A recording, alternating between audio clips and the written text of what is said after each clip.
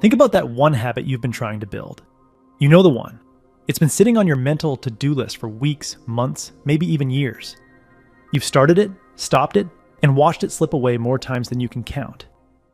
Now imagine you've had enough and bet your friend $100,000 that you'll make that habit as easy and automatic as tying your shoes in just 90 days. What would you do to ensure you win that bet?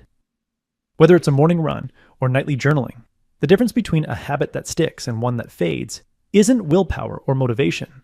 It's using the right strategies. After studying over 25 books on habits, I've identified the 5 best habit building strategies that turn any elusive behavior into a productive habit that sticks and serves you for decades. Habit building method number 1, scale it way back. Your objective is to make a habit so automatic that skipping it feels wrong. Like brushing your teeth, showering, you want to create an urge to execute your habit, no matter how busy or tired you are. To achieve the feels wrong if I don't do it status, you must start ridiculously small. When I wanted to build a cold shower habit, I read that 5 minutes of exposure, or alternating 60 seconds of hot and cold, was ideal, but that was never going to be my starting point. Instead, my stupid small version was just 5 seconds of cold water at the end of a hot shower. Your ego will try to convince you that starting small is pointless, when in reality, it's the smartest way to create lasting change. James Clear, author of Atomic Habits, taught me that every behavior, no matter how small, is a vote for the person you want to become. My 5-second habit was a vote for becoming someone who takes cold showers. He says, as the votes build up, so does the evidence of your new identity.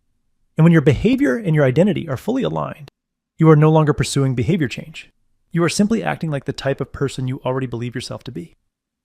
Psychologist Robert Cialdini, author of Influence, showed me how tiny commitments snowball. But here's the biggest reason to start stupid small. Your motivation is unreliable.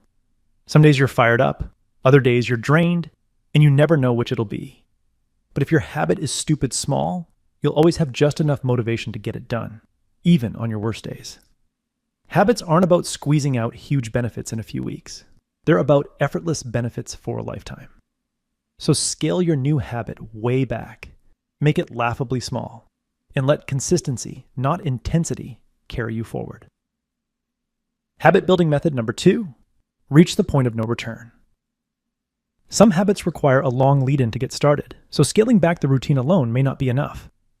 If your habit involves going to the gym, heading to a practice facility, or prepping ingredients for a healthy meal, the key is to do just enough to make continuing easier than stopping. For a healthy meal, that could mean simply pulling out the ingredients and chopping one vegetable, because once you start chopping, you're far less likely to quit. Twyla Tharp, a world-renowned dancer and choreographer, used this strategy to ensure she never skipped a workout. Every morning at 5:30 a.m., she'd put on her gym clothes, walk outside her Manhattan apartment, and hail a cab.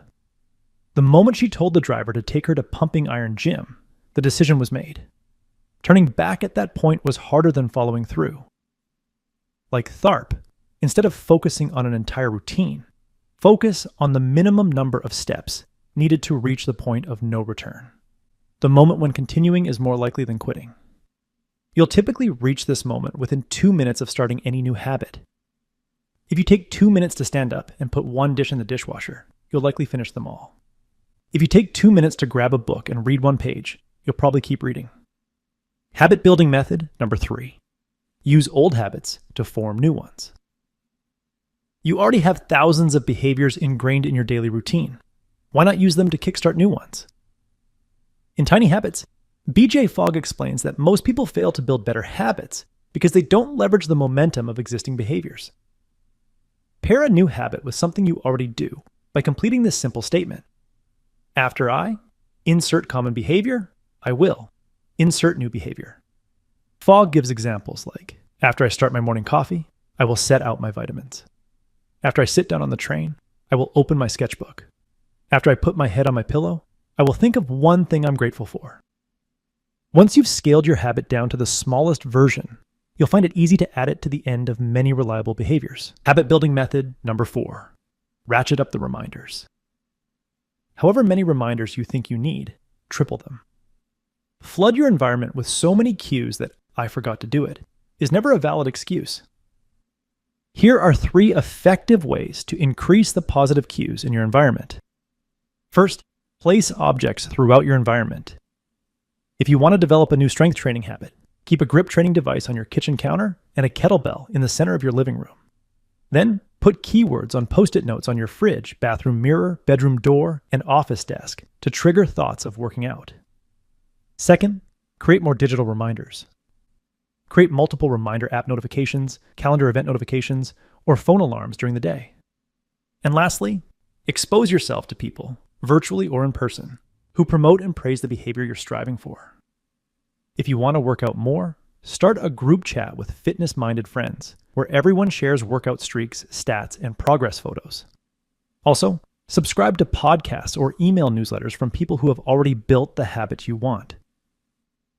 By increasing the number of physical reminders, digital cues, and people in your life who reinforce your desired habit, you create positive pressure on yourself to follow through on days when you don't feel like it. Habit building method number 5. Amplify your pain-pleasure associations. I learned a vital lesson when I read Tony Robbins' Awaken the Giant Within.